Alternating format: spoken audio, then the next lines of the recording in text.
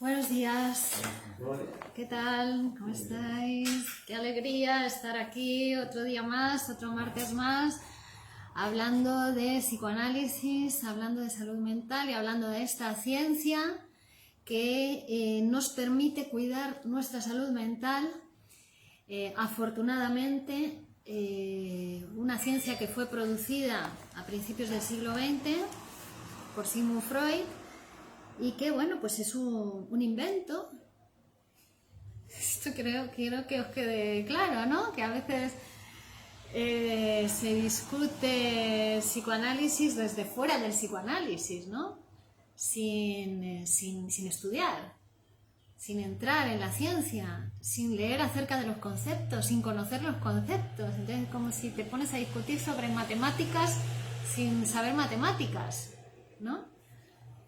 Y bueno, pues con este curso, 7 conferencias de psicoanálisis en La Habana, Cuba, que estamos siguiendo este libro de Miguel Óscar Menasa, bueno, pues pretendemos acercarnos al psicoanálisis como ciencia, hacer una completa introducción a esta disciplina, que como tal disciplina pues requiere estudio, requiere manejar una serie de conceptos teóricos con los que poder después trabajar a aquellas personas que se formen como psicoanalistas o los que no se formen como psicoanalistas, por lo menos que puedan manejar, puedan hacer una lectura psicoanalítica de la realidad, ¿no? Y voy adelantando ya este concepto de lectura porque hoy vamos a repasar un poquito los conceptos anteriores, pero vamos a hablar de lectura como producción y de escritura como base material de las ciencias.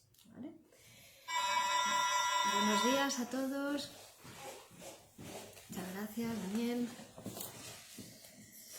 Buenos días, van llegando nuestros alumnos. Vamos a ver también unas preguntas que habéis ido dejando en el chat a lo largo de la semana. Vamos a ir hablando de ellas. Entonces, en estas primeras clases estamos haciendo una aproximación epistemológica al psicoanálisis, una lectura epistemológica. Quiere esto decir que no estamos aportando, todavía no estamos entrando en los conceptos psicoanalíticos, sino que la epistemología, hola, buenos días, lo que hace es leer el modo o el proceso por el cual se produjo una ciencia, ¿no? Y nosotros estamos haciendo esa lectura epistemológica primero de la ciencia del psicoanálisis, puesto que es una ciencia diferente a las ciencias positivistas, ciencias racionalistas, que son las que aprendemos en la universidad, en el instituto, ¿no? Es una ciencia nueva, junto con la teoría del valor y la lingüística y la teoría del inconsciente. Son 3 ciencias que nacen dentro del sistema actual, es decir, dentro de un sistema racionalista, de un sistema positivista, ¿no? Dentro de un sistema de producción capitalista, nacen pero para transformar ese sistema, ¿no? Nacen para conocerlo, para describirlo. Una vez que ya se ha producido, nacen ahí para poder describir ese mundo en el que vivimos y, como digo en otras ocasiones, hacerlo más humano para los seres humanos, en el caso del psicoanálisis, ¿no?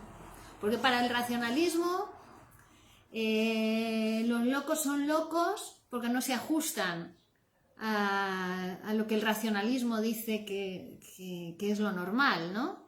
O las mujeres son locas porque no se ajusta al número natural, ¿no? Serían como el número irracional las mujeres. Ya hemos hablado del proceso de producción del número natural, que va a ser el inconsciente de todas las ciencias, el número natural, pero hoy lo vamos a repasar. Bueno, antes quiero responder a algunas preguntas que han ido dejando en el chat. Buenos días a todos. Manuel Díaz de Rivera dice: ¿sigue vigente que una torre es el pene o que un bolso es la vagina, o todo eso ha cambiado o evolucionado? Bueno, eso ya cuando hablemos de la interpretación de los sueños, que ya vamos a empezar a partir de la semana siguiente a hablar de la interpretación de los sueños, vamos a ver que no se puede hacer una interpretación simbólica de los sueños. Eso es una manera de interpretarla, sino que el psicoanálisis nos habla de una interpretación psicoanalítica de los sueños, es decir, que hay que hacer un trabajo. Pero en cualquier caso, si aparecen este tipo de símbolos en el sueño y la persona no puede asociar acerca de ellos, entonces podemos recurrir para esos símbolos concretos a una interpretación simbólica. Pero todo va a depender de lo que diga el soñante de su sueño. Es decir, que si habla de una torre y relaciona de la torre de su pueblo, la torre de la iglesia o la torre de... y otro... eso pues era una cosa, pero si otro soñante habla de Torre, que es de Diego de Torre, que es un conocido suyo, no sé qué, eso vemos que tiene que ver con otra cosa, o sea que no se puede interpretar así porque aparezca una torre. Solamente en el caso de que la persona no pueda asociar sobre ese elemento del sueño, podemos recurrir a la interpretación simbólica, que sí suele tener que ver con esas cuestiones pues, fálicas o bueno, genitales en algunos casos, que es cuando el niño empieza a comprender la diferencia sexual pero todavía no tiene palabras, o observa, ¿no?, la diferencia sexual pero todavía no tiene palabras. Eso puede manifestarse después en el sueño de un adulto, pero depende de lo que diga el soñante. Emma Almendras dice: el trabajo de Freud consistió en un permanente autoanálisis. ¿En serio no es posible un autoanálisis? No, no es posible un autoanálisis. Otra cosa es Sigmund Freud, que estaba produciendo la ciencia del psicoanálisis, estaba permanentemente trabajando, investigando, escribiendo. Y lo que él utilizó sus sueños, ¿no?, en la interpretación de los sueños, por ejemplo, aparecen los sueños de Freud, pero para mostrarnos a nosotros cómo se debe interpretar un sueño, ¿vale? Era para nosotros, es decir, no era tal autoanálisis, ¿vale? Siempre es con un psicoanalista, ni siquiera un psicoanalista se puede autoanalizar, no existe el autoanálisis. Si estamos hablando de que el psicoanálisis va a interpretar cosas inconscientes, son inconscientes para todos. El psicoanalista no es un ente superior, es un ser humano que se psicoanaliza y que además trabaja de psicoanalista gracias a que se forma, que se psicoanaliza, ¿no?, y que conoce su inconsciente, puede después ayudar a otras personas debido a su estudio, su trabajo, su psicoanálisis, ¿no? Ese autoanálisis. Todos caemos en esa creencia, no. Es: hola, buenos días, Manuel, acabo de responder a una pregunta tuya. Hola, Julián Fernández, buenos días. ¿Vale? Entonces, es gracias a eso que puede ocupar una función. Cuando está trabajando no es una persona, es verdad, es una función de escucha, tiene que ser una escucha abierta y limpia, por eso se psicoanaliza, para interrumpir su propia vida y sus propias pasiones cuando está trabajando. ¿Vale? Interrumpe todo para escuchar al soñante que viene a psicoanalizarse. ¿Vale? Entonces no existe el autoanálisis. Hola, Karina Pereira, buenos días. Bien, Patricia Segovia dice: el psicoanálisis de un sujeto borderline, según su perspectiva, es considerado. El psicoanálisis de todo el mundo es considerado. Todo el mundo puede y debe psicoanalizarse. No existe sujeto borderline, no existe sujeto esquizofrénico, neurótico en análisis, existe sujeto en análisis. Puede venir con un motivo de consulta, con un trastorno, sea el que sea, diferente, pero cuando está en análisis ya es un sujeto en análisis, eso ya se va a transformar, si la persona quiere transformarse. No es una cosa, la neurosis o la psicosis no es una cosa para toda la vida, si uno hace un trabajo y la transforma, ¿no? Es una cosa, es una solución que adoptó esa persona para resolver un conflicto en un momento determinado de su vida. Fue la solución más fácil que encontró, la única que encontró, pero eso se puede transformar de cara a la escucha de un psicoanalista, claro. Si te agarra el psiquiatra, igual te encierra en el manicomio. O sea, quiero decir que ven que las ciencias, cada ciencia es diferente. El psicoanálisis es capaz de transformar una neurosis. A una persona que está en una posición neurótica empieza a psicoanalizarse, eso se puede transformar en análisis. Pero ya les digo muchas veces, los medicamentos no curan ni la neurosis, ni la psicosis, ni nada. Además te empeoran y puedes acabar pues en la Bienal. Puedes acabar en el manicomio, pero depende del científico que te encuentres delante, depende del profesional que te encuentres delante. Hoy vamos a hablar de eso, lectura, diferentes tipos de lectura que se puede hacer de la realidad, ¿no? Dulce María Solís dice: por favor, doctora Virginia, ¿qué es entonces la ruptura en psicoanálisis? Bueno, esto lo hemos visto en las clases anteriores hablamos del concepto de ruptura, ¿vale? Pero hoy vamos a, así para resumir, vamos a decir que la ruptura, aquí nos lo define muy bien Miguel Óscar Menasa, es la distancia que por medio de un trabajo teórico ponemos de la certeza sensible. Es decir, nosotros cuando percibimos, vemos, escuchamos, sentimos, nos creemos que eso es verdad.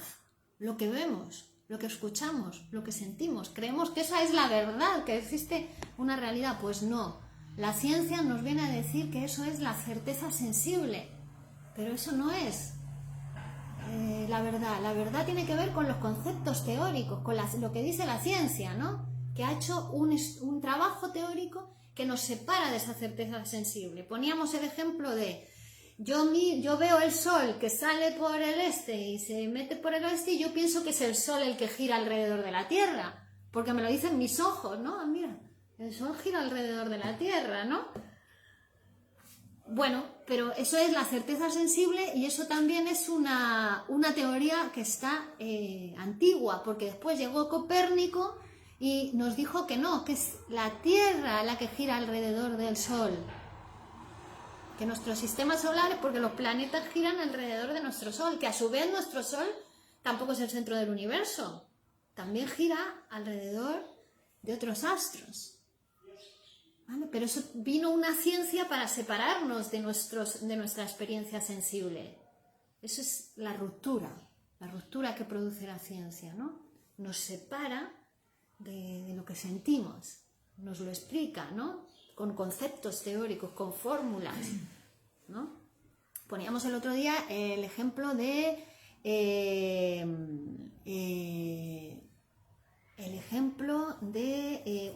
¿no? Hay dos móviles, dos objetos que se mueven y entonces uno va más rápido que otro, ¿no? De un modo precientífico podríamos decir, este es más veloz que este, ¿no? Manejando nociones, un concepto imaginario de velocidad. Pero hasta que no llega la ciencia, hasta que no llega la física y establece la fórmula de la velocidad, no se puede calcular científicamente o dar cuenta científicamente de por qué un objeto es más veloz que otro, ¿no? Pues es porque la velocidad es espacio partido tiempo y entonces, ¿no? Lo puedes calcular. Pero para eso ha tenido que llegar ya la física, la ciencia, con los conceptos teóricos, con las fórmulas matemáticas, importa de la matemática, ¿no? Decíamos el otro día, el vacío de las operaciones formales y puede calcularlo. Pero eso son las ciencias, es decir, las ciencias tienen una vida diferente a la de las personas. Las ciencias van evolucionando, van creciendo, se van transformando, están abiertas y además no explican todo. Cada ciencia explica solamente aquel espacio que sobredetermina. La física se dedica solamente a los fenómenos físicos, ¿no? El psicoanálisis a lo psíquico, todo aquello que está sobredeterminado por el inconsciente y tiene unos límites muy concretos. ¿Existen otros inconscientes? Sí, pero el psicoanálisis no se ocupa de ellos. Se ocupa de ese inconsciente sexual, infantil y reprimido que es el que produce las enfermedades mentales. Luego está el inconsciente de la telepatía, el inconsciente de lo que pasa en el triángulo de las Bermudas, ¿no? Que los aviones pierden la comunicación y sin embargo se han demostrado que pueden haber comunicaciones, pero eso el psicoanálisis no se ocupa de eso, ¿no? ¿Veis? Que cada ciencia se ocupa de una cuestión muy concreta, la matemática de cuestiones matemáticas, la química de los fenómenos químicos, pero no pueden explicarlo todo. Si ya quieren explicarlo todo, ya es la Weltanschauung, que se decía en alemán, que ya es una filosofía, es una ideología, eso no es una ciencia, ¿vale? Las ciencias tienen sus límites muy marcados, ¿no? Y su campo de trabajo, su campo de estudio. En el caso del psicoanálisis, el campo es el aparato psíquico. Ahí es donde nos estamos moviendo. Realidad psíquica, aparato psíquico. Y dentro de ese campo vamos a manejar toda una serie de conceptos que van a estar sobredeterminados por el concepto de inconsciente. Sobredeterminado quiere decir que hay un concepto que se relaciona de manera invariante con el resto de conceptos de esa ciencia, ¿vale? Y que da nombre al campo que inaugura. Por eso se llama la teoría del inconsciente, el psicoanálisis, ¿no? En el caso del marxismo, la teoría del valor. Pero eso es otra ciencia. Buenos días, Manuel, Borja, Pablo, César Flores, desde Perú. Y aquí Carmen Rolle decía, la psicosis no se cura. Bueno, es verdad que hay algunas personas que no se curan, pero porque no hacen el trabajo para curarse. Pero hay otras personas que se curan de la psicosis. Con pastillas, desde luego, no se cura. Hay que hacer un trabajo. Pero claro, queremos que nos lo den todo hecho, me tomo la pastillita y me curo. O, bueno, también detrás de esos casos que no se curan puede haber una venganza. Es decir, se la estoy dedicando a alguien, mi psicosis. Se la estoy dedicando a alguien, mi enfermedad. Qué duro, ¿no? Lo que estás diciendo. Ah, pero es así. La enfermedad siempre tiene dedicatoria. Uno puede destruirse hasta el punto de... Porque al final la psicosis destruye a la persona, ¿no? Hasta el punto de esto en venganza. Bueno, destruye o no. Es una solución también. Es una solución que encontró esa persona. Es una solución. Pero también puede deshacer esa solución y encontrar una solución más saludable para uno. Pero es un trabajo. Y además es un trabajo en el caso de la psicosis que no solamente tiene que hacer el psicótico. Generalmente tiene que participar su familia. ¿Y qué pasa? Que el psicótico suele ser el más sano de la familia. Entonces, lo que pasa es que es como el que da la señal de que en esa familia pasa algo, ¿no? Es el que lleva él, ¿no? Pero suele ser el más sano. Lo que pasa es que, claro, ya tiene que participar toda la familia, tiene que trabajar y es asumir que algo pasa, ¿no? Y en muchos casos, pues es mejor, mira, que lo encierren, ya está, queda todo más inamovible, nada se transforma, ¿no? Cuando realmente la transformación viene con la palabra y la transformación es hacia la salud. Pero hay que admitir algo, hay que aceptar algo, hay que aceptarse que uno es un sujeto hablante, que uno necesita de los demás, que uno es mortal. Y son cosas pues que parecen sencillas pero no lo son. No lo son, aceptar. Es como o acepto que mi enfermedad es ser hablante, que necesito de los otros, que soy un ser humano, que tengo que estar en contacto con otras personas, ¿no? Que a mí me faltan cosas que otros, ¿no? Que yo no soy totipotente. Y si no acepto eso, entonces tengo otra enfermedad, neurosis, psicosis. Es por no aceptar eso, por no aceptarse como sujeto del lenguaje. Manuel, un número, cantidad, es siempre una proporción entre otros dos números, así que todo es función de otra cosa. Claro, un nombre solitario no es un nombre. Una palabra sola no es una frase, no dice nada, la tienes que poner en relación con otras palabras. Una persona sola no puede nada. Siempre es en relación con otros, y el lenguaje igual, es una palabra, otra palabra, otra palabra, es una frase, es otra frase, es una interpretación, otra interpretación, y vas construyendo tu historia de deseos. Eso que has dicho que una persona no es... Un hombre solitario no es un hombre. No es un hombre. ¿Eso es dentro de del psicoanálisis o un poco en general? Bueno, eso lo dice la poesía, lo dice, ¿no? Es una verdad, creo que afecta a la verdad del ser humano, ¿no? Y de los pueblos, ¿no? Que un hombre solitario no puede hacer nada, no puede transformar nada, ni siquiera de su propia vida, tampoco, ¿no? Porque se requiere también del otro. Por eso decíamos, una persona autoanalizarse no puede, una persona sola, ¿no? Necesita de otro, que le escuche para poder analizarse. Hoy había una discusión ahí o un comentario en Facebook de una compañera, ¿no? Hablando del narcisismo un poco, ¿no? De amarse a uno mismo, amar a los otros, ¿no? Y Freud nos dice, el narcisismo es secundario, en el sentido de que Si fuera primario, el niño se moriría, porque el niño cuando nace no puede nada.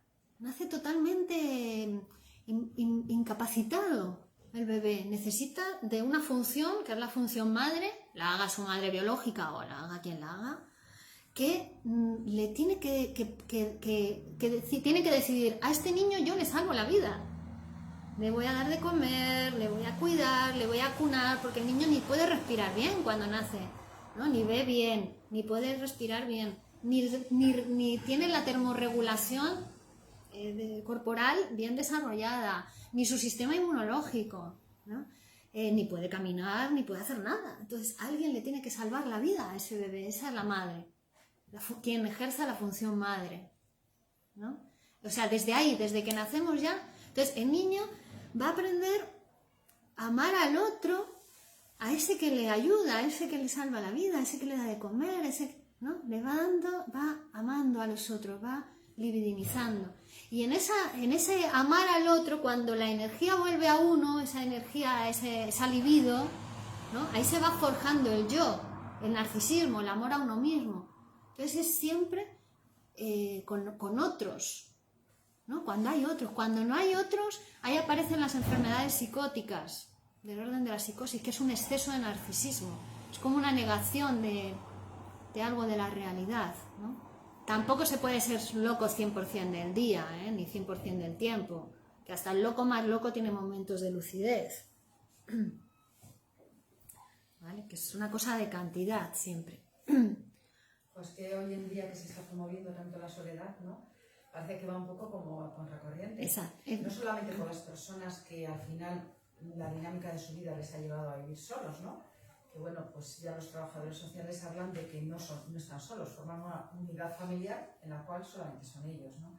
Pero ¿cuántas parejas se están separando? Yo es que alrededor mío, cantidad buscando, además por cosas, claro, al final la intimidad no la sabe nadie, ¿no? Pero en apariencia, pues estados de parejas casi ideales, y de repente buscando la soledad como buscando no sé qué más, no sé, ¿no? Entonces, claro, es como que va en contra de natura contra el propio yo, ¿no? Por lo que estás diciendo. Sí, sí, contra la propia salud mental. Eso es. Claro, claro, sí, sí. Ahora mismo se están tomando medidas. Sí, sí, sí. Yo lo estoy viendo una sobrina que es enfermera, es que la forma de cómo lo ve, decir, ay, qué liberación de esta pareja, no me ha maltratado, no he estado mal, no esto. Entonces, ¿qué es? ¿No? Tenemos dos hijos en común. ¿Qué es entonces, no? Y realmente empiezas a ver ya una persona distinta a la que era antes, o sea, casi que te da un poquito miedo ya esa forma de ser, de decir, uy, pues yo no quiero llegar a esto, ¿no? Ajá. Yo sé que en pareja hay cosas que nos pueden crear conflicto, pero creo que hasta ese conflicto igual nos hace avanzar, ¿no? Porque cuando hay conflicto al final parece que hay discusión, pues siempre hay un intento de resolución de algo. Claro. Unas veces por parte de uno, otros de otro, otras veces... Entonces, claro, lo que estás diciendo ahora mismo sí. va contra lo que hoy está ocurriendo, vamos, que no es dentro de mi circuito pequeño, es que de repente es como que algo que... Sí, una cosa un poco loca, ¿no? La que está pasando de desintegración social, de ir hacia la soledad. Bueno, pues la soledad mata. Como la mejor opción de la vida, ¿me comprendes? La soledad mata. No significa que haya que estar. También hay otras maneras de organizarse y de participar grupalmente, ¿no? Por ejemplo, estos encuentros. Pero sí, hay Hoy en día se están tomando medidas contra la salud mental en vez de a favor de la salud mental, ¿no? Y cuando digo se están tomando medidas, digo desde las instituciones, desde los lugares de poder, ¿no? De poder que nos someten. Pero uno debe saber que tiene que cuidar su salud mental, porque no se la van a cuidar por uno, no te van a cuidar la salud mental, ¿no? Estamos diciendo, vas al médico, dices que tienes depresión y te mandan al psiquiatra. Ahora la medida que van a tomar el gobierno para cuidar la salud mental es crear psiquiatría infantil, una especialidad, para que se medique a los niños.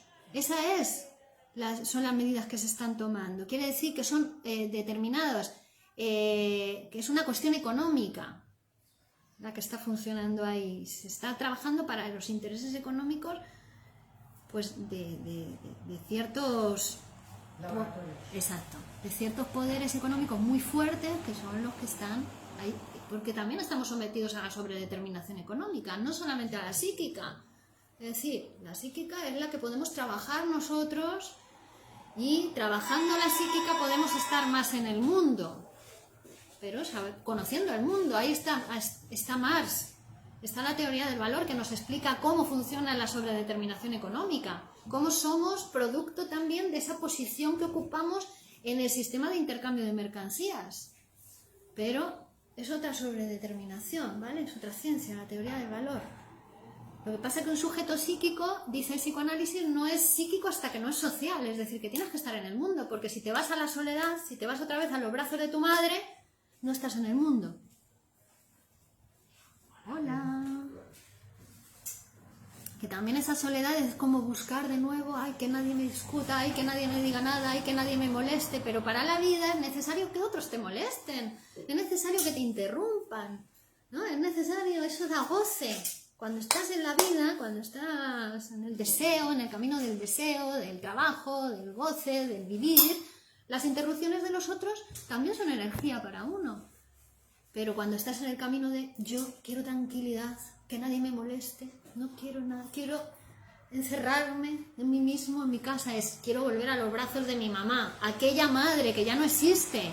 Era aquella madre totipotente que te lo daba todo, que te daba la teta cuando llorabas porque eras muy pequeñito y no podías ir a la nevera tú solito y hacerte la comida, entonces mamá te daba la teta, pero eso ya no existe. Pero es que pasa que en el aparato psíquico sí existe, en el inconsciente sí sigue estando esa madre. Esa es la cuestión, es que en el inconsciente sí quedaron esas huellas, ¿no? Porque se piensa que la infancia, que los niños no se enteran de nada, que los niños no tienen alma. Bueno, es que no existieron los niños hasta el siglo XVII, creo que fue, o más tarde. Y la mujer no existió hasta el Concilio de Trento, que decidieron darle alma a la mujer. Es decir, que son dos producciones teóricas muy, muy recientes, el niño y la mujer. Fijaos, ¿no? Que uno se cree que vivimos en producciones teóricas. Vivimos, la ciencia va avanzando, ¿no? Y va produciendo, ahora se está produciendo cómo se va a vivir dentro de unos años. Se está escribiendo ahora cómo se va a unos siglos. Se está escribiendo ahora cómo viviremos dentro de unos siglos. Estamos viviendo ahora muchas veces en el teatro del absurdo. Ustedes no sé si se habrán dado cuenta, pero a veces dicen que absurdas las cosas que se están haciendo a nivel social. Bueno, pues porque estamos viviendo un poco esa época también, ¿no? Absurdo, sin sentido, sin medidas no a favor de la salud mental de la población, sino en contra de la salud mental de la población. ¿Pero eso quién lo decide? ¿Hay alguien arriba que decide eso? ¿Algún club que marque las pautas de comportamiento a nivel mundial? Es una cuestión... Bueno, yo no sé si a nivel mundial, pero los señores del dinero son los señores del dinero. Sí, a eso me refiero, justamente a eso. Los señores del dinero están a nivel mundial. Y eso se reunirán entre ellos y determinarán actitudes futuras. Tienen negocios, pero parecen negocios en contra de la gente, ¿no? Porque también podrían ser negocios a favor de la salud, si serían más productivos y económicamente darían los mismos resultados. Pero son negocios de la guerra, negocios de los fármacos, negocios de las armas... Nosotros, por ejemplo, que estamos aquí hablando, estamos hablando en el fondo promoviendo a favor de la salud, ¿no? O sea, hay un grupo, en otro sitio hay otro grupo, todo esto llega a las redes sociales, entonces hay un movimiento de inquietud de que hay que mejorar la salud, pero nosotros estamos tratando, por ejemplo, aquí, tal y como vamos, pues del individuo, la persona, el hablar, incluso pues, con ayuda de profesionales, no estamos hablando de la medicina, lo estoy diciendo claramente. ¿Qué es lo que pasa? Cuando este movimiento se hace muy grande, que llega a las redes sociales, entran los economistas, los gestores, que son hoy en día los que tienen la voz en los gobiernos, ¿me comprendes? Entonces, sí, tienes razón. Y cuando van a negociar, ellos lo que ponen, los que llegan allí a negociar ante pues, los propios consejos de ministros, que son los que tienen la voz de decidir, le dicen, no, para esto lo mejor es este fármaco. O sea, ¿qué es lo que mueve muchísimo dinero? Tienen un poder grandísimo. Entonces, es como dar una respuesta, pero en otro camino. Al final, no era la respuesta a la salud mental. Abriendo, pues, por ejemplo, más clínicas psiquiátricas o más, ¿no? Es verdad que luego te puedes encontrar con psiquiatras. Bueno, yo tengo un problema laboral que he acabado en el psiquiatra y afortunadamente me han dicho, esto lo tienes que resolver en tu entorno de la mejor manera, con un psicólogo e incluso con los amigos y no medicarte. Pero hay otros que dirían, bueno, pues te doy un ansiolítico, pues duerme más, pues... Entonces ya y es que el problema de la medicación es que empiezan así de ese mundo y ya luego desengancharte de ese mundo es como un poco difícil. Entonces al final va a depender en manos de quién caigamos. Claro. Y normalmente cuando se habla de grandes inversiones, que al final no sé el dinero que ahora mismo vaya a salud pública, pero será una cantidad... 100 millones de euros. Claro, entonces el gobierno va y dice, tengo 100 millones de euros para invertir en salud pública. Entonces, todos nosotros que somos una marabunta, no vamos a ir allí a decir, oye, en esto, pues en estas charlas, en esto. No, te va a ir el gran economista, el lobby bien preparado y con una capacidad de negociación en el cual dice, mira, yo tengo una pastilla maravillosa que la elabora este laboratorio, que es que... Y son los que al final, pues lo que ha pasado con la luz, lo que ha pasado con cantidad de cosas, porque al final nosotros delegamos, nos infravaloramos, delegamos en el que dice que sabe mucho, al final el dinero es al final con el cual, como se dice, nos movemos. O sea, cuando vamos a comprar esta España no vamos, yo te doy esto y tú me das pan, no, nos movemos por dinero. Entonces, cuando hay un dinero como el que acaba de decir, pues rápidamente esos que están por ahí a la expectativa, al radar de inversiones, a ponerse un mejor planteamiento. Y así es lo que está pasando, pero en todos los estamentos.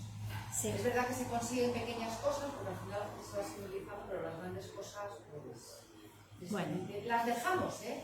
Las dejamos porque delegamos libremente en aquel que tiene buena pinta. En aquel que tiene buena pinta, hoy parece que me va a explicar muy bien las cosas. Pues igual las va a explicar a su manera o en los intereses que tiene por detrás, o alguien le va a decir, mira, si negocias en favor de esto, te voy a dejar, o sea, te voy a dar toda tu vida ya, como se dice, pagada, ¿no? Pues ahora tenemos un socialista que se ha ido a Iberdrola, ¿no? ¿Quién le iba a decir que aspiraba a ser presidente de la Comunidad de Madrid, ¿no? Pues de repente lo ha dejado todo y se ha ido a Iberdrola. Pues tú dices, ¿en manos de quién estoy dejando mis intereses? Pues eso no pasa con la salud pública igualmente. Bueno, pasará, vamos, yo lo digo por otras... Sí, así es. Entonces tenemos que aprender, o yo les sugiero, que aprendamos a leer la realidad con instrumentos teóricos, ¿no? Que aprendamos a leer la realidad, porque si no, hacemos lectura ingenua de la realidad. ¿Qué es la lectura ingenua? Es la menos ingenua de todas. Porque uno piensa que está leyendo,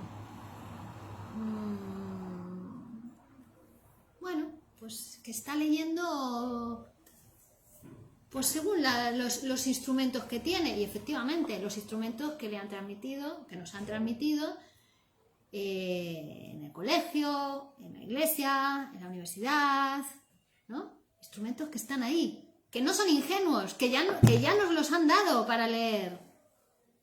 ¿Vale? Pero la lectura ingenua es la que nos lleva a no transformarnos. Es decir, a que las cosas sigan como están.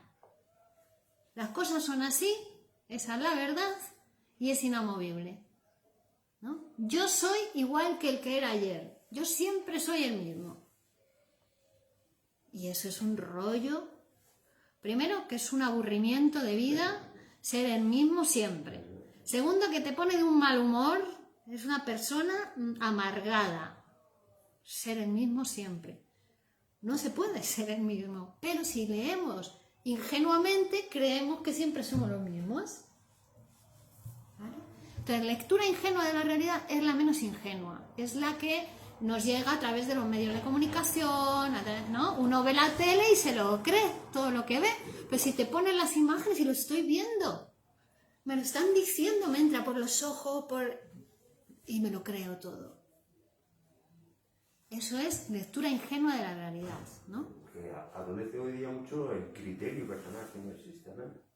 El criterio sobre algo concreto.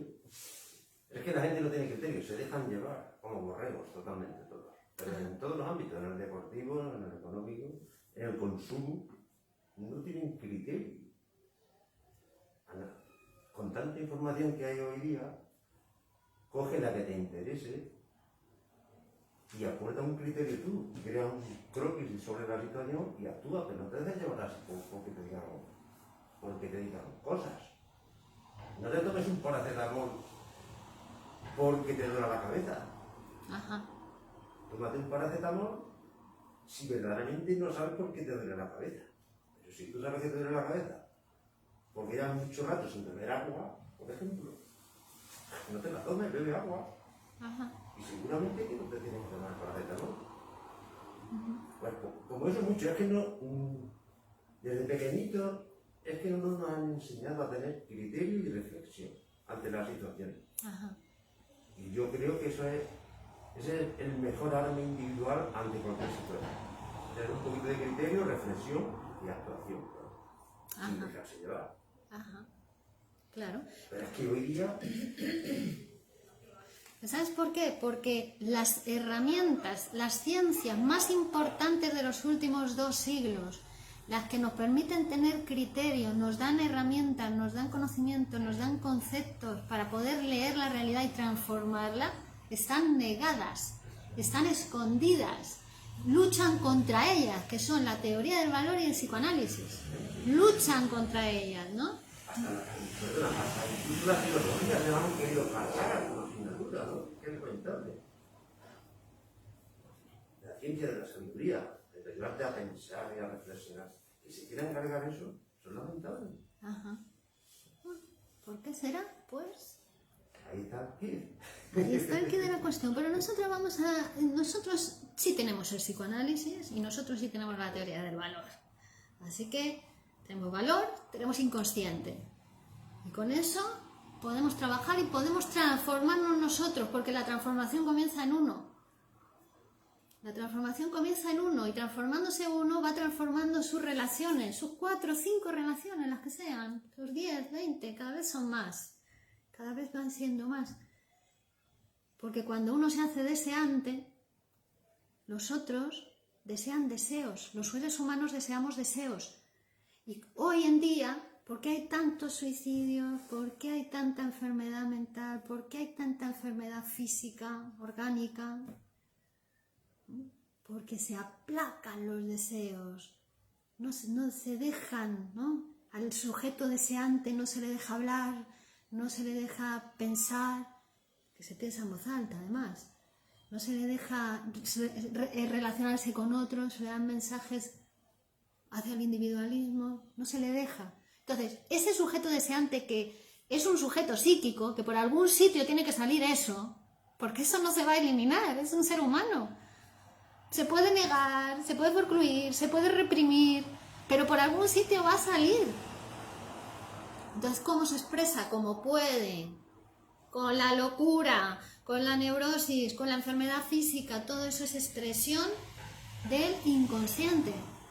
Expresión, la manifestación, la forma en que encuentra ese deseo inconsciente de esa persona que no se puede expresar por las vías saludables, que serían hablar, ¿no? Con un profesional, a ser posible,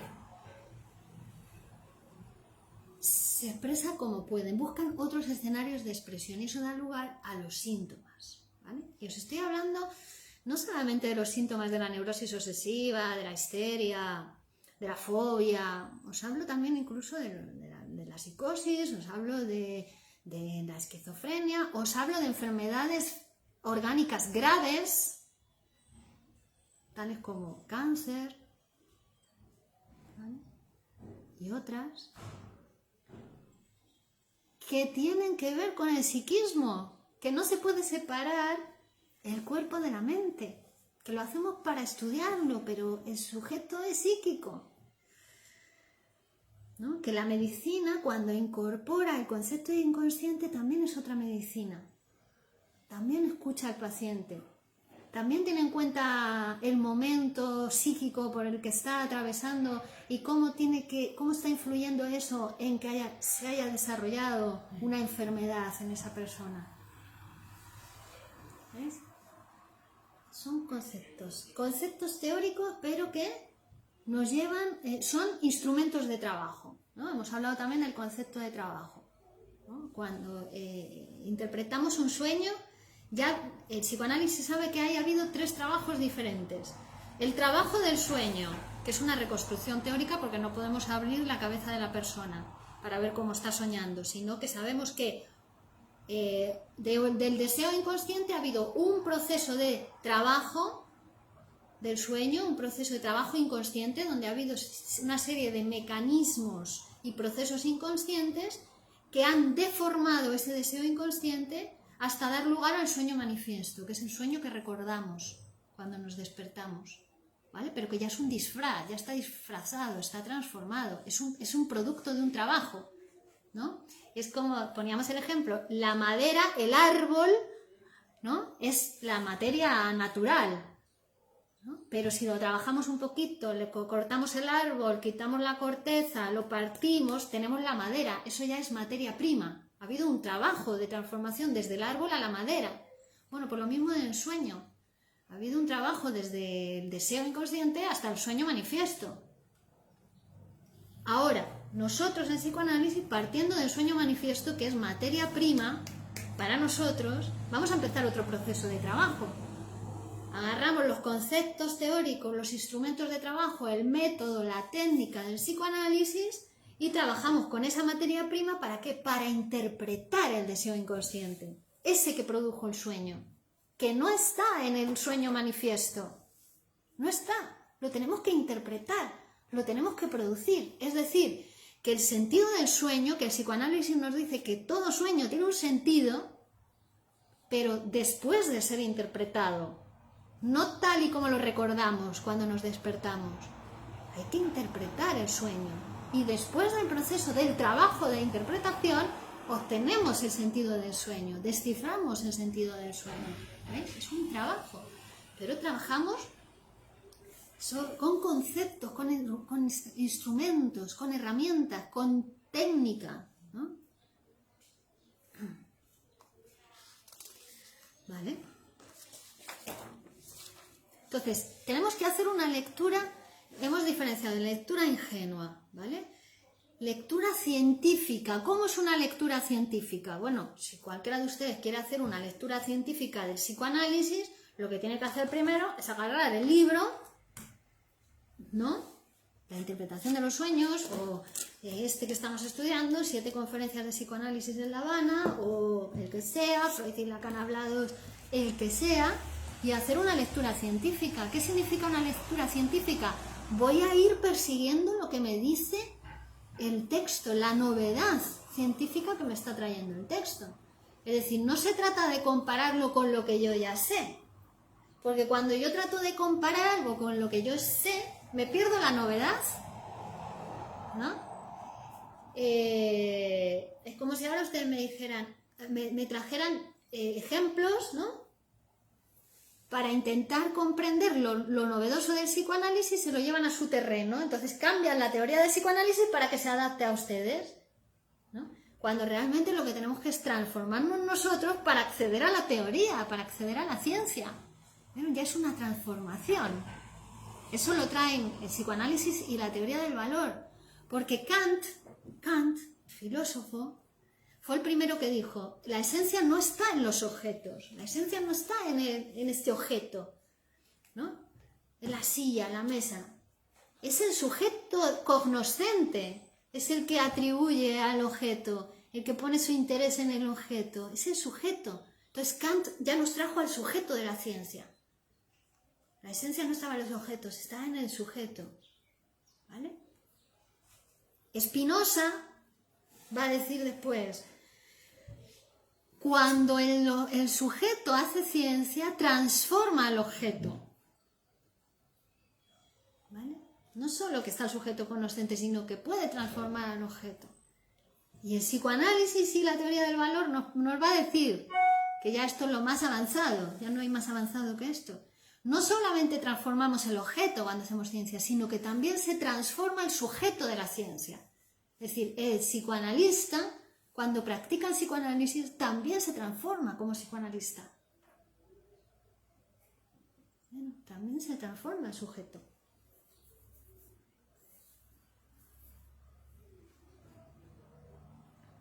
Bueno, entonces, lectura científica. Tenemos que perseguir la novedad del texto. Si alguien va a estudiar el psicoanálisis y lee la primera página, ya dice, ¡buah! Esto no es una ciencia. ¿Por qué? Porque no se ajusta al racionalismo con el que va a leer la interpretación de los sueños. Ya no puede leer la interpretación de los sueños. No entra dentro de la novedad de esta ciencia que trae el psicoanálisis. No entra. O como algunos, ¿no?, que se desviaron del psicoanálisis, que decía que incluso eran discípulos de Sigmund Freud, ¿no? Pero a medida que iba avanzando la producción teórica y científica del psicoanálisis, que a Freud le llevó 39 años, no se crean que lo hizo en dos días.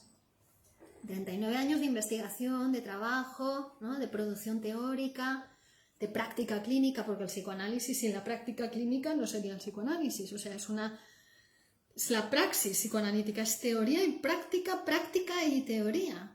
Se ha ido forjando así, ¿no?, con el relato, con la materia prima, con lo que decían los pacientes y con los instrumentos teóricos. Sí, se ha ido construyendo. Entonces, cuando había un concepto que no les gustó, ahí se separaban, ¿no? Ese concepto no lo aceptaban. El concepto, la pulsión de muerte, por ejemplo, que nos viene a decir que en nosotros no solamente hay pulsión de vida, hay pulsión de muerte, ¿no?, que es una vuelta a lo inorgánico. Pero ¿cómo no? Y vamos a entrar ahora en el concepto de tiempo en psicoanálisis. El tiempo del inconsciente es otro tiempo, diferente al tiempo del reloj. Tanto es así que Freud llega a decir en la primera formulación que hace del inconsciente, en la interpretación de los sueños, en el capítulo 7, dice, el inconsciente no juzga, no calcula, no tiene tiempo, solo le interesa transformar. No juzga, no calcula, no tiene tiempo.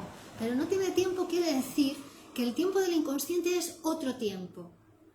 Es lo que llamamos el après-coup o la recurrencia, que dice Marx. Ya lo dice en el Capital, ¿no? Es otro tiempo, es decir, partimos de los efectos del final. Es decir, que a nosotros no vivimos porque hayamos nacido, sino que vivimos porque vamos a morir. Estamos vivos porque vamos a morir. Es el final el que determina nuestra vida. Es el final, es que vamos a morir, que nos dice, es un ser vivo mortal, ¿no? El que da sentido a la vida, en una frase, es el punto el que da sentido a la frase. Dependiendo de dónde pongas el punto, es una frase u otra, es un sentido u otro, ¿no? Es el final el que nos sobredetermina. Es que es el siguiente paso más importante para nosotros que lo que hicimos ayer, o que en nuestra infancia, ¿no? Es el siguiente paso. Es el siguiente partido, como diría Simeone o algún entrenador, ¿no? Es lo que hagas a partir de ahora, más importante para ti, más determinante, ¿no? Ese es otro tiempo, es el tiempo por recurrencia. Entonces es a partir de la interpretación, tu vida cambia, tu pasado va cambiando, se va transformando. Claro, para el racionalismo es imposible cambiar el pasado. Si eso te pasó, eso es lo que ha dado lugar a lo que te pasa ahora y eso va a determinar lo que te pase mañana. Según el racionalismo es así, ¿no? Bueno, pues según las nuevas ciencias, no. Según las nuevas ciencias, la interpretación hoy puede transformar el pasado. Si no tuviste padre, el psicoanálisis te puede construir un padre. Si tu padre fue muy malo, el psicoanálisis te construye un padre bueno. ¿Para qué? ¿Para vivir mejor? Lo que pasa es que borrar las experiencias negativas del inconsciente o vividas, no sé si va a ser inconsciente o consciente, yo creo que al final es un poco difícil, ¿no? Bueno, ahí queda una cicatriz que... Pero es que esa experiencia negativa hay que ver, hay que psicoanalizarla, porque hay un caso, ¿no?, que siempre cuenta el doctor Menasa, que trae, lo digo porque es un caso teórico que está en los libros ya, ¿no?, de esta persona que muy afectada y muy determinada toda su vida porque siempre supo, pensó, creyó, vivió con la certeza de que su padre lo había querido matar. ¿Vale? Y en su psicoanálisis descubre, produce, lo interpretan que lo que su padre había hecho era haberlo enseñado a nadar. Siempre pensó que su padre lo había querido ahogar, lo había querido matar, y su padre le estaba enseñando a nadar. Bueno, eso es un caso que yo lo puedo entender, porque tú piensas que puede ocurrir, pero ¿cuántos casos hay de padres que violan a sus hijos? Y yo no te digo una actuación de violación puntual, sino como forma de vida normal, o maltratos continuados. Pues hay más casos de fantasía de ser violado por el padre o de ser seducido por el padre que casos de violaciones reales de los padres. Es verdad, también hay violaciones reales, pero muchísimo más, te dirían casi todos, hay casos de fantasías de seducción por parte del padre y por parte de la madre, porque forman parte de la constitución del aparato psíquico. Por eso es interesante conocer el aparato psíquico, porque en el aparato psíquico están, digamos que en el proceso de constitución de la sexualidad infantil hay un momento donde el niño fantasea ser la novia del padre, o la niña fantasea ser la novia del padre, y fantasea ser seducida por el padre. Bueno, hasta en cierto modo hay un momento de la vida que queda plasmado en el psiquismo como que fantasía de seducción de la madre, que hasta cierto punto es verdad, porque la madre fue la que despertó el erotismo del niño, con sus cuidados, con sus caricias, con la higiene del niño, le lavaba el culito, le lavaba el pene, le lavaba el clítoris. Hasta eso queda como una fantasía de seducción por parte de la madre, que después deformada y desplazada puede pasar a una fantasía de seducción por parte del padre. Entonces, es verdad que existen esos casos de maltrato, de violación, pero es mucho más extendido lo otro. En casi todo el mundo están. Entonces, conocerse, autoconocerse, que es lo que produce el psicoanálisis, autoconocimiento, es decir, psicoanalizándote, te vas conociendo y vas conociendo tu psiquismo, y eso solamente se puede hablando libremente, es decir, teniendo un espacio donde uno puede hablar libremente, donde nadie le va a juzgar. Eso solo se puede en psicoanálisis. Eso solo es algo que se lo debemos a Freud. Hoy en día tenemos que estar agradecidos a Sigmund Freud, bueno, y en especial las mujeres. Yo creo que todos, porque los hombres, ¿en qué otro espacio pueden hablar libremente sin ser juzgados? En ningún otro lugar, ni siquiera en la barra de un bar. También te van a juzgar ahí, ¿no? Pero las mujeres, por supuesto. Hasta que llega Freud y le dice, hable libremente, a la mujer no podía hablar. No podía hablar, no tenía ningún lugar para hablar. Para conocerse, conocerla, tanto que se dice que es el continente negro, ¿no? Dice, porque es desconocida, es un enigma, pero bueno, ya cada vez se está hablando más, la mujer está escribiendo más, está escribiendo la propia historia, que irá transformando la realidad también, claro. Es un trabajo que la mujer tiene que hacer ahora, ¿no? Entonces veis que es someterse al psicoanálisis, psicoanalizarse, es un sometimiento a hablar libremente, a expresarse, que tampoco va a ser libre, total. La técnica es esa, ¿no? Asociación libre. Pero sabiendo que no va a ser libre, porque está sobredeterminada por el inconsciente de cada uno. Cada uno puede hablar libre dentro de unos límites. No puede hablar más libre que eso. Pero a medida que te van interpretando en tu psicoanálisis, esos límites se van ampliando. Puedes empezar a pensar otras cosas cosas que antes no podías ni siquiera pensar y por tanto no realizar en la realidad, porque si no las puedes ni pensar, ni expresar, ni hablar sobre ellas, no las puedes hacer. Es cuando le empiezas a poner palabras que esas cosas existen para ti. ¿No? Entonces, por medio del método de interpretación se van abriendo nuevas vías de asociación, nuevas cadenas significantes que estaban cerradas, se van abriendo puertas en la mente, digamos, ¿no? Pero claro, es que la mente, la realidad psíquica, es la que nos pone en contacto con la realidad material.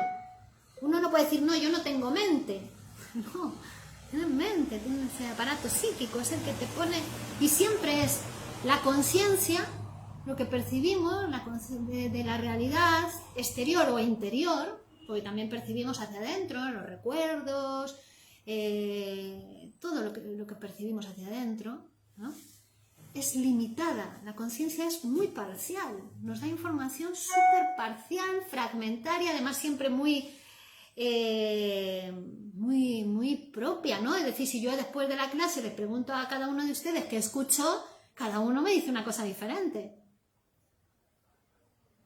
Eso es la conciencia, es parcial, fragmentaria, pero el inconsciente no, el inconsciente ya... La interpretación inconsciente te va haciendo tu historia de deseos, ¿no? Tu historia. Bueno, ahora entonces en esta ciencia, para esta disciplina y para este nuevo sujeto, ya el centro de la vida psíquica no es la conciencia, el centro de la vida psíquica es el inconsciente. Y del inconsciente solo sabemos de sus efectos, los síntomas, los sueños, los lapsus, los olvidos, todo eso son efectos del inconsciente, pero no sabes el verdadero sentido hasta que no se interpreta, ¿no? Me fui al trabajo y me he dejado el móvil en casa, o he aparcado el coche y no sé dónde está. Se me ha olvidado tomarme la medicación que es importante para mí, para la enfermedad que tengo, para curarme. Bueno, pues todo eso tiene que ver. Hoy me he dejado olvidado el niño en el coche. Conozco un caso. Bueno, me he dejado olvidado. Fijaos en el inconsciente, qué poderoso es. Iba a trabajar, casualidad, la carretera estaba cortada, iba como con el piloto automático. Al no poder pasar por esa calle, que iba a dejar primero al niño a la guardería y luego a trabajar, dio por hecho de que ya había dejado al niño a la guardería, un niño pequeño de pocos meses, que no estaba dormidito, aparcó a la del trabajo, se bajó, no se recordó en todo el día de que el niño lo había dejado ahí. Cuando salió después de trabajar, un día de sol terrible, lo encontró muerto. O sea, terrible para esa mujer fue. Y bueno, pues los psiquiatras que claro, puedes considerarlo un descuido, pero es lo que acabas de decir, es el inconsciente el que había estado esa mañana funcionando, nada real. Exacto. Llevamos como piloto automático a veces hasta ese punto, ¿no? Así es, te puede cegar totalmente. Una persona normal, una mujer normal como tú, como yo, cualquier persona normal de la vida. Todo el mundo tiene deseos inconscientes que si no se psicoanalizan se van a expresar, se expresan en su vida, determinan lo que les pasa en la vida. Que es mejor psicoanalizarse, que tiene un coste muy alto no psicoanalizarse, es muy barato psicoanalizarse, muy barato para los efectos que produce. Todo el mundo tiene deseos inconscientes, algunos lo aceptamos y nos psicoanalizamos y hablamos de ello y los ponemos ahí en el diván. Yo también soy esto que creo que no soy yo también soy yo, o es mi otro yo, o es mi otro de mí, porque hay otro en uno que es el inconsciente, que muchas veces lo negamos, lo proyectamos, son los otros, es la carretera que estaba cortada, mira tú, si es la carretera que estaba cortada. Ha sido su deseo inconsciente. Pero vete para decirle eso, a la sociedad, te dicen encima que no, es tu otro, el otro que está en ti, pero hay que psicoanalizarlo. Bueno, quien quiera, esto no es una obligación, pero... El problema yo creo que convencer a la sociedad para que... No se puede convencer a nadie de nada que no esté previamente convencido. ¿Cómo no le podemos llamar a arrastrar a una persona, ¿no? Pero ¿cómo consideramos que una persona debería de ir al psicoanálisis? Es que todo el ¿Cómo mundo... se le convence a esa persona de que...? No se puede convencer a nadie. Entonces, uno se puede psicoanalizar, uno. Uno, pero yo digo, si tú ves que hay una persona que tiene problemas, sería conveniente que te psicoanalizaras. Bueno, eso ya está. Y si te dicen, no, yo no tengo problemas, yo no. Bueno, ya esa negación Ya dice algo, ya ¿no? te está diciendo, tengo problemas, pero no quiero aceptarlo, no quiero saber de eso, que me pasa, ¿no? Pero lo que pasa es que también yo creo que la ignorancia. Yo, por ejemplo, en el episodio que he pasado, cuando me encontraba tan mal, yo fui al médico, el médico me dio al psiquiatra, el psiquiatra me dio al psicólogo. Yo no sé qué psicólogo he estado, vamos, no tengo ni idea si es psicoanalista, si es, no sé. Pues yo voy y hablo, él me dice, me cuenta, pero ahora que lo ves, pues dices, pues bueno, o sea, quiero decir que a veces no forma parte de lo normal de la vida, de lo que se ofrece en la vida, ¿me comprendes? O sea, Claro. Igual hubiera tenido la oportunidad de salir en informe de decir, pues no, quiero un psicoanálisis, ¿no? De mi propia persona para ver realmente, pues igual es verdad qué es lo que quiero, qué es lo que hay en contra de mis intereses y que en realidad no quiero sacar a la luz, lo desvío por otro camino y entonces eso, ¿no? Claro. Pero, claro, yo no tengo ni idea. Tú vas a manos del profesional, primero el médico de empresa, luego el médico de cabecera y ellos te van derivando, ¿no? Claro. Las puertas de los fármacos son así, enormes. Las puertas de las drogas son enormes. Las del alcohol son enormes. Las puertas del trabajo son chiquititas. Las puertas del psicoanálisis son chiquititas, ¿no? Digo que... Pero para eso estamos haciendo nosotros este trabajo de difusión con las redes sociales. Llevamos, ¿cuánto? 3 años, 4 años haciendo estos cursos aquí en Alcalá, por internet. No solo yo, también mis otros compañeros. El Grupo Cero lleva 50 años de su fundación, trabajando para la salud mental de la población, 40 años de la fundación de la Escuela de Psicoanálisis Grupo Cero en Madrid, formando psicoanalistas para que trabajen en España y en todo el mundo. Y es una ciencia muy joven el psicoanálisis, es una ciencia de apenas 120 años, comparada con las matemáticas que tienen 4000. Fijaos qué ciencia tan joven y todos los cambios y las transformaciones que ha producido ya, a pesar de ser tan joven. Es decir, estamos hablando de transformaciones que se van a producir 2, 3 siglos, que no las podemos predecir, porque no podemos predecir, pero sí podemos decir ya los cambios y las transformaciones que se han producido. Entonces, hoy por hoy, el que se puede transformar es uno, el que se puede psicoanalizar es uno. Y psicoanalizándose uno, cambia muchísimo su vida y la de las personas de su alrededor. Cambian muchas personas cuando uno se psicoanaliza. Más que obligar al otro, que no se puede. No se puede obligar. ¿Cómo vas a obligar a una persona? No se puede. Aunque tú veas que tiene problemas y tal. No se puede. Ni se puede ni se debe. Ni se debe. Deben de hablar, ¿verdad? Claro, es uno y ahí cuando uno... Pero que va a ser una tarea difícil que tenéis vosotros. No, nuestra tarea es difundir el psicoanálisis. Difundir. ¿No? Difundir es una ciencia que es muy poderosa. Más bien nos difunde a nosotros el psicoanálisis. El psicoanálisis es como la ciencia, le hemos dicho, que trabajan ella, tienen otra vida diferente a la de los seres humanos, a la de los científicos. Las ciencias trabajan, los significantes, los conceptos están trabajando, ¿no? Entonces es uno el que tiene que conquistar eso. Es uno el que se tiene que aproximar, el que se tiene que transformar para conquistar una ciencia. Porque la ciencia está ahí. No la vamos a transformar nosotros. En todo caso, nos podemos transformar nosotros en el acceso a la ciencia. O en el acceso al psicoanálisis. El psicoanálisis nos va a ir transformando como sujetos. Nos va a cambiar nuestra máquina de desear. Nos va a hacer sujetos del deseo. Ah, y una cosa muy importante. Vivimos porque deseamos. En el momento en que dejamos de desear, nos morimos. O sea, lo que nos mantiene vivos, lo que nos hace vivir, es el deseo. que una persona deseante supera una enfermedad, 2, 3, rupturas y todo lo que le venga, guerra, pandemia, tsunami, volcán, ¿no? Pero una persona que no desea vivir, viene un soplido así de aire y se muere. O sin el soplido. Se va apagando, se va apagando, se va apagando, se va apagando y un día se queda así sentadito en la silla y se muere. Así que... Número desconocido. Bueno, un momento, por favor. Es la hora, dejamos aquí por hoy, ¿vale? Pero continuamos el próximo martes. Vamos a hablar un poquito del concepto de escritura, base material de las ciencias, aunque ya lo estamos adelantando, porque claro, las ciencias no serían ciencias si no hubiera escritura. Son ciencias porque están escritas, ¿no? Y perduran y perduran y perduran a lo largo de la historia de la humanidad.